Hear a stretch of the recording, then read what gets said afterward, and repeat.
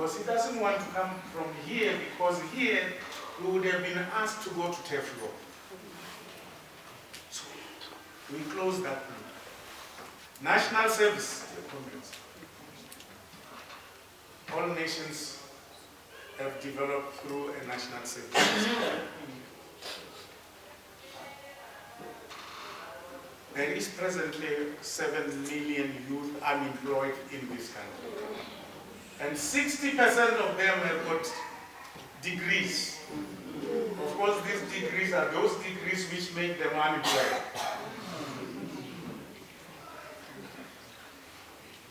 In KZN, in the University of KwaZulu-Natal, one person said they were doing the graduation ceremony. And he was very excited to hear distinction, distinction, distinction. And he says these children are smart. No, he disappointed himself.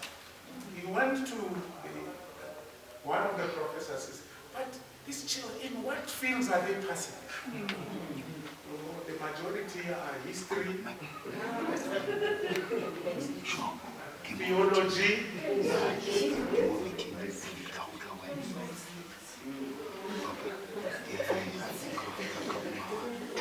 perhaps that's the reason why you are forming so many churches.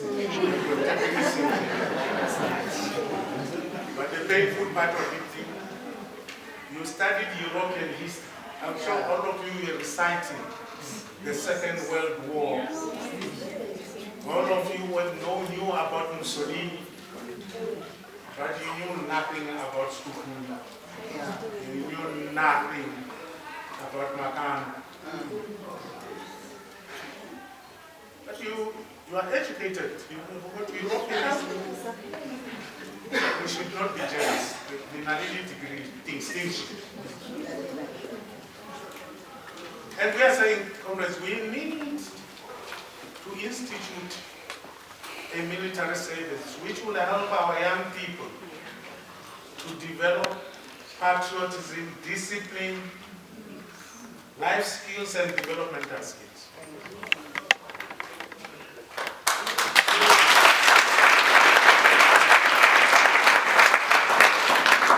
This is not a program where you will say, I don't want to go to the military. All of them must go there.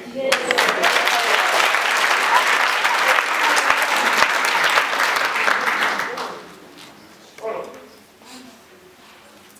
We should acknowledge that the system has created indiscipline in our youth. Yes. And it is the responsibility of their parents to help them.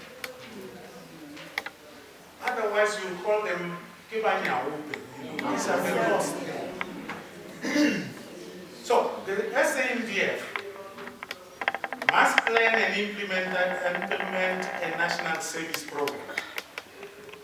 And we must see an initial intake of 100,000 youth as a pilot project must be implemented.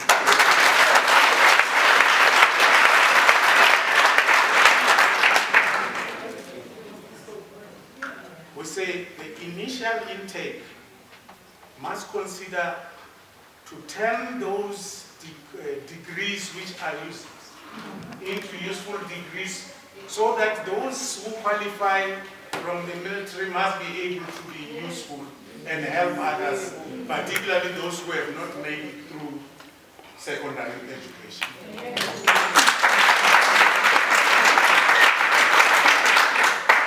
There are a lot of you who are sitting at home and you are above the working age, or nowadays you are even above 40. I don't know if you are more than 35. You are unemployed. We need to call those, particularly those of you who can help us to start that program of national service, to go and help the youth. Now, yes.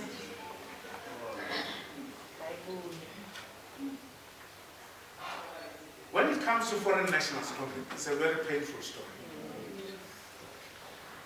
It is critical that foreign nationals afford us the space to deal with our challenges in our country.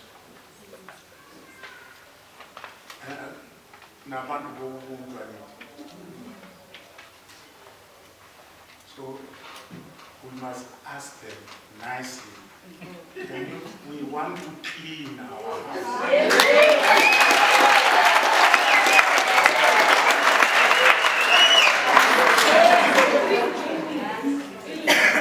They should humbly just go back. We'll call them one day if we need. So we require the Department of Home Affairs to execute the following. Change our citizenship law and provide for a single citizenship. All documents to reflect nationality, African, Asians, and Europeans. No whites, no blacks.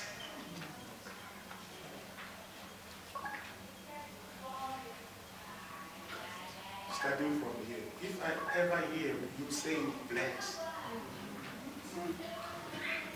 I would invite my grandfather to bewitch you.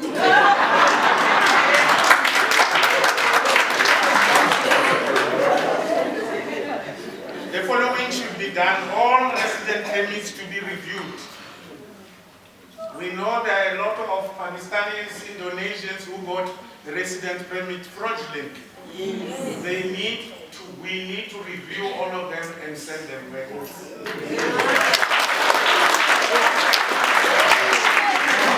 All foreign nationals, we are not saying from Zimbabwe and Mozambique.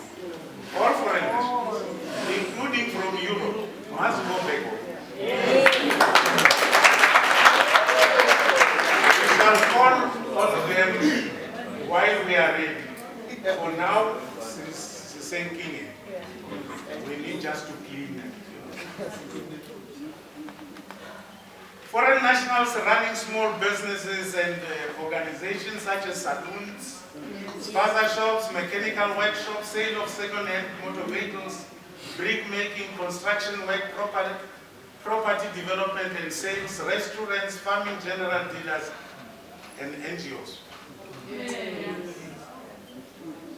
Must be excluded from doing those businesses. Even if we call them back, they will never do those businesses in our country.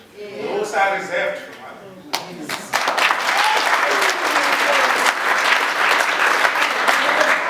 We are not doing something unusual. It's not unusual. Botswana, Zimbabwe, Mozambique, Nigeria, they have passed laws prohibiting anybody to do those businesses in their country.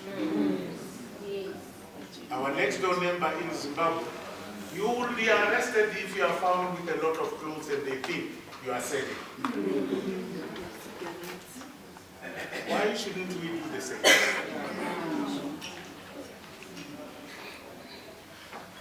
Unemployment comments. It's a sore spot. We always boast about being the best at in the world, in wrong things. We always say, oh, South Africa has got the highest unemployment. And what we do nothing about it. We just state a fact. So we already said, Home Affairs must continue to require business to employ South African citizens. Yes. Says someone will be a restaurant because you know, you are not sure what So it is important that business employs South Africans. We must be very categorical. Trade and industry must make sure that they support small and medium businesses, which are run by Africans in particular. Because I know, already I heard that Foreign Affairs has now copied our plan. They say it will be illegal to employ foreigners.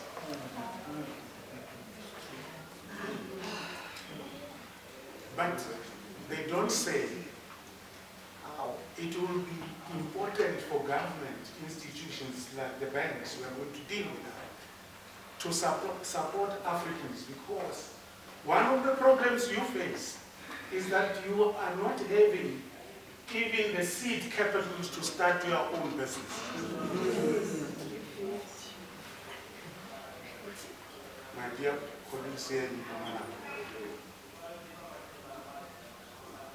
we wanted to buy something. They told us, you can go more Pakistan. I said, I'm it's believable. Understandably, because our people are not being supported by its own government. Where do the Nigerians get the money to come and start businesses here? Where do the Pakistanis get this money? They come from poor countries.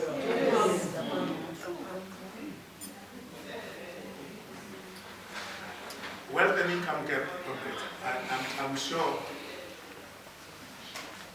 my colleagues from the group television, maybe I'm not sure whether they would like to risk their lives if they report about this. Wealth and income disparities in South Africa, we've said, are very obscene. We always post, and I've heard some of them say, Sandton is 1/4 square mile in Africa where the richest is where money is. You want to go and get money, where do you